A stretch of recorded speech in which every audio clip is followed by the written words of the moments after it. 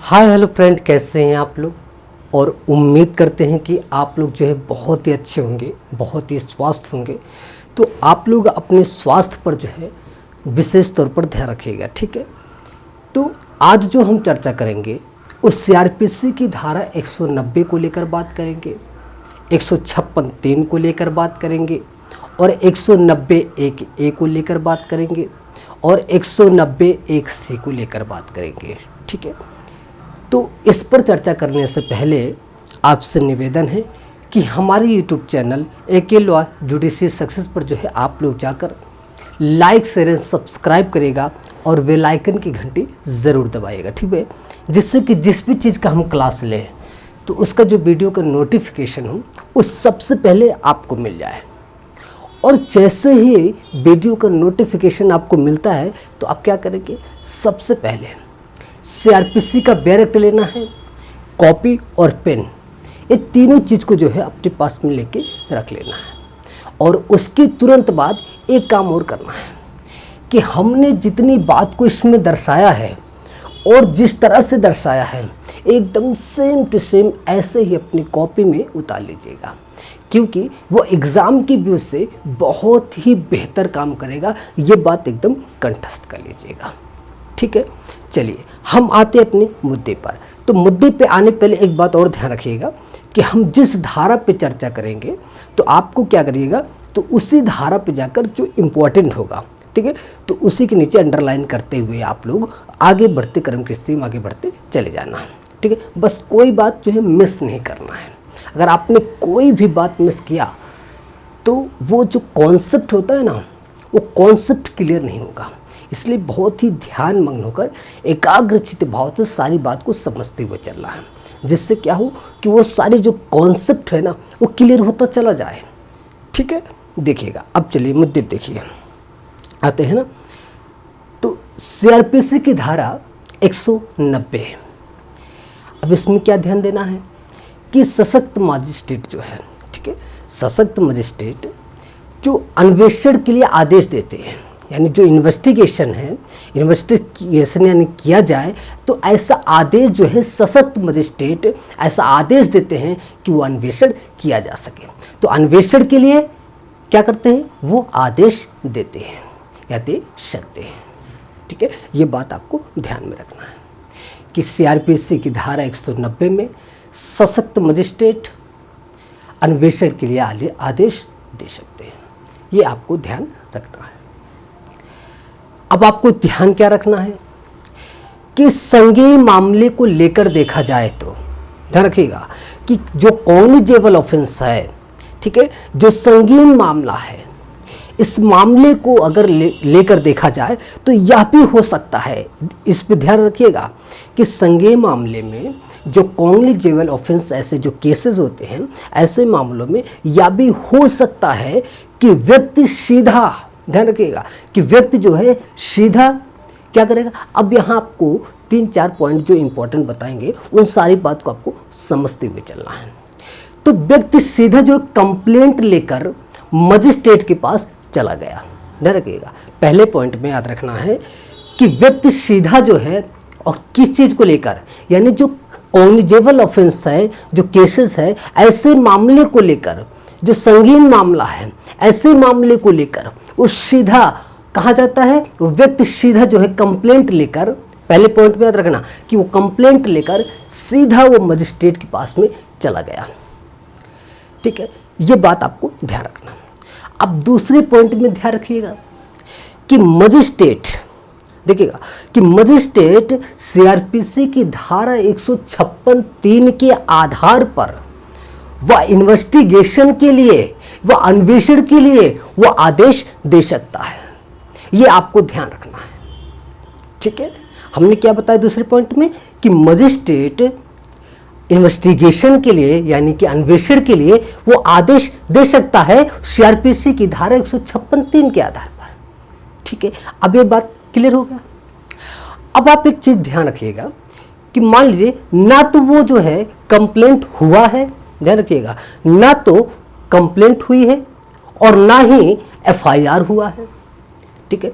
दो बातें, ना तो कंप्लेंट हुई ना तो एफआईआर हुई, तो ऐसी स्थिति में क्या होगा? तो ऐसी स्थिति में मजिस्ट्रेट सशक्त रूप से ध्यान रखिएगा अब इसमें कि उसे सूचना, अन्यथा सूचना प्राप्त होने पर, देखिएगा कि ना तो कंप्लेंट हुआ है ना तो एफआईआर हुआ है, ठीक है। अब इस स्थिति में जो मजिस्ट्रेट क्या होगा कि मजिस्ट्रेट को अन्यथा रूप से वो सूचना प्राप्त होता है, ठीक है। मजिस्ट्रेट को अन्यथा रूप से वो सूचना प्राप्त होता है। तो ऐसी स्थिति में, ठीक है, क्या करेंगे कि सीआरपीसी की धारा 156(3) में इस आधार पर इन्वेस्टिगेशन के लिए यानी कि अन्वेषण के लिए वो आदेश दे सकता है, ठीक है। ये बात आपको एकदम ध्यान में रखना है। अब देखिएगा, अब इसमें क्या चीज ध्यान रखना है कि जब वो सीआरपीसी की धारा 156(3) के आधार पर वो अन्वेषण के लिए यानी इन्वेस्टिगेशन के लिए आदेश दे सकता है या देता है, तो इस स्थिति पे क्या होगा कि आपको ध्यान क्या रखना है कि जो पुलिस ऑफिसर होगा, ऐसे अन्वेषण को जो आदेश दिया गया है उस आदेश के लिए बाध्य है पुलिस ऑफिसर, ठीक है। क्या है? पुलिस ऑफिसर, यानी कि अब आपको ध्यान रखना पॉइंट को कि पुलिस ऑफिसर क्या है कि वो बाध्य है। कैसे बाध्य है? कि वो जो है मजिस्ट्रेट ने 156(3) के आधार पर या आदेश दिया है इन्वेस्टिगेशन के लिए, अन्वेषण के लिए आदेश दिया। तो ऐसी स्थिति में, ठीक है, या 156(3) के आधार पर आदेश दिया, तो इस स्थिति में जो पुलिस ऑफिसर होगा, पुलिस ऑफिसर को क्या होगा, वो बाध्य हो जाएगा इस चीज से के लिए, ठीक है। तो जब वो बाध्य हो जाएगा तो क्या करेगा पुलिस ऑफिसर? दो स्थिति ध्यान रखना। पहले वो एफआईआर को दर्ज करेगा, ठीक, क्या करेगा? सबसे पहले वो एफआईआर को दर्ज करेगा, उसके बाद इन्वेस्टिगेशन करेगा यानी कि वो अन्वेषण करेगा, ठीक है। तो ये चीज आपको ध्यान रखना है। अब एक चीज देखिएगा कि मान लीजिए, ध्यान रखिएगा कि वह व्यक्ति परिवाद लेकर आता है, ठीक है, वो व्यक्ति परिवाद लेकर आता है, तो अब इस स्थिति में मजिस्ट्रेट के दो ऑप्शन हैं। अगर वह व्यक्ति परिवाद लेकर या कंप्लेंट लेकर आता है तो ऐसी स्थिति में दो ऐसे ऑप्शन हैं। अब कौन से दो हैं? अब ये चीज देखिए, पहले ऑप्शन यानी कि सीआरपीसी की धारा 190(1)(a) है, ये पहला ऑप्शन हो गया। दूसरा ऑप्शन सीआरपीसी की धारा 200 जो इसके अंतर्गत प्रक्रिया को जो है प्रभावित करता है, ठीक है। तो इस यानी इसके जो अंतर्गत जो प्रक्रिया होगा उस चीज को प्रभावित करता है। तो ये दो ऑप्शन है। अब आपको ध्यान दीजिएगा, हमने कई बार आपको बताया कि सीआरपीसी की धारा 156(3) के आधार पर, हमने क्या बताया, 156(3) के आधार पर वो इन्वेस्टिगेशन के लिए, अन्वेषण के लिए वो आदेश दे सकता है, ठीक है। तो अब एक चीज यहां पे रखना याद जो है, जैसे कि ध्यान रखिएगा कि जो हमने आपको पिछले अभी बताया जस्ट कि कंप्लेंट, ना तो कंप्लेंट हुआ है ना तो जो है वो एफआईआर हुआ, तो वो चीज़ें जो मैंने बताया उस चीज़ को वहीं पे उसको रखिएगा। अब यहाँ पे हम जो बताने जा रहे हैं कि जब वो आदेश दे दिया, अब एक चीज़ ध्यान यहाँ रखना है, क्या रखना है कि मजिस्ट्रेट जो अन्यथा सूचना प्राप्त करता है, ठीक है, क्या है कि मजिस्ट्रेट जो अन्यथा सूचना प्राप्त किया है तो वो अगर चाहता है तो, मजिस्ट्रेट अगर चाहता है तो उस स्थिति में आपको क्या ध्यान रखना है? आपको दो बातें ध्यान रखनी है। पहली बात में क्या ध्यान रखना है कि सीआरपीसी की धारा 190(1)(c) यानी कि इस आधार पर संज्ञान ले, ठीक है, इस आधार पे आपको ध्यान रखना है, या संज्ञान ले ले 190(1)(c) के आधार पर संज्ञान ले ले, या सीआरपीसी की धारा 156(3) के आधार पर, ठीक है, क्या हो, वो अन्वेषण दे यानी कि इन्वेस्टिगेशन के लिए वो आदेश दे, अन्वेषण के लिए वो आदेश दे। ये दोनों चीज आपको यहां पे ध्यान रखना है। और हमने दूसरे पॉइंट में क्या बताया कि दूसरे पॉइंट में ध्यान रखिएगा कि सीआरपीसी की धारा 190 में, अब सीआरपीसी की धारा 190 में क्या ध्यान रखना है कि 190 के अंतर्गत संज्ञान ले लेता है तो, ध्यान रखना, 190 के अंतर्गत अगर संज्ञान ले लेता है तो ऐसी स्थिति में क्या होगा? तो ऐसी स्थिति में आपको ध्यान रखना है कि 156(3) के आधार पर मजिस्ट्रेट यानी कि नहीं देगा, आदेश नहीं देगा।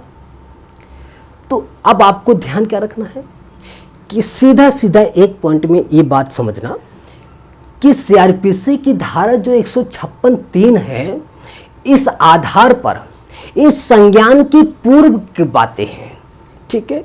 156(3) का आदेश जो दिया जाता है वो संज्ञान के पूर्व की बात है, पूर्व ही ये आदेश दिया जाता है, ये हमेशा याद रखना है आपको, ठीक है। अब देखिए, हम आपको अब केस के द्वारा सारी बात को हम समझाते हैं इसको, ठीक है, कि दिलावर सिंह वर्सेज दिल्ली राज 2007 सुप्रीम कोर्ट।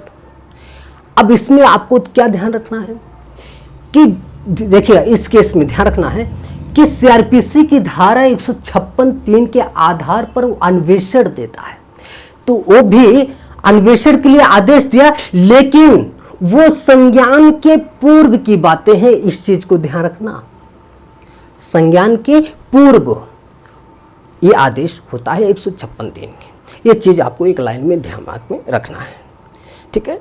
अब देखिए इसी केस में दूसरे पॉइंट में कि सीआरपीसी की धारा 156(3) के आधार पर यदि वह आदेश दे दिया गया तो आदेश देने के बाद उसको आदेश को यानी कि उस अन्वेषण को नहीं किया, ठीक है। तो जब अन्वेषण नहीं किया तो फिर क्या होगा कि मजिस्ट्रेट सीआरपीसी की धारा 156(3) के आधार पर पुनः वो आदेश पारित करेगा, किसके लिए? वो उचित अन्वेषण के लिए, उचित अन्वेषण के लिए वह 156(3) के आधार पर पुनः वो आदेश पारित करेगा। अगर वो आदेश जो पहले पारित किया था कि आदेश दिया था कि अन्वेषण किया जाए, तो वो किया ना हो, तो ऐसी स्थिति में पुनः वो आदेश पारित किया गया और किसके लिए? यानी कि उचित अन्वेषण के लिए वो आदेश पारित किया। तो इस केस में आपको इतनी बातें याद रखनी है। तो हमें जहां तक उम्मीद है कि आपको सारी बात ये समझ में आ चुका है, तो सीधा सीधा आपको ध्यान में रखना है, क्या रखना है कि सीआरपीसी की धारा 156(3) कि ये जो अन्वेषण है, जो आदेश दिया जाता है अन्वेषण के लिए, इन्वेस्टिगेशन के लिए, तो वो संज्ञान लेने की पूर्व की बातें हैं, ये सारी बातें संज्ञान की पूर्व की बात है, ठीक है। तो इस चीज़ को आपको ध्यान रखना है इसमें। तो हमें जहाँ तक उम्मीद है सारी बात समझ में आ चुका होगा। अब इसको आप अच्छे से गहन अध्ययन करिएगा, समझिएगा, पढ़िएगा और कंठस्थ भाव में रख लीजिएगा, जिससे कि आप भूलिए मत इसको, ठीक है। तो अब आपको बस बहुत ही मेहनत करना है, पूरी लगन और शिद्दत के साथ मेहनत करना है, जिससे कि सफलता आपके हाथों में आ जाए, ठीक है। तो बस आपको यही ध्यान रखना है। इसी के साथ हम चलते हैं, नेक्स्ट क्लास में मिलेंगे और हम इसको समाप्त करते हैं। फिर नेक्स्ट क्लास में आपको अच्छे से टॉपिक इसी से रिलेटेड सारी बातें हम लेके आएंगे, ठीक है। इसी के साथ चलते हैं। जय हिंद, जय भारत।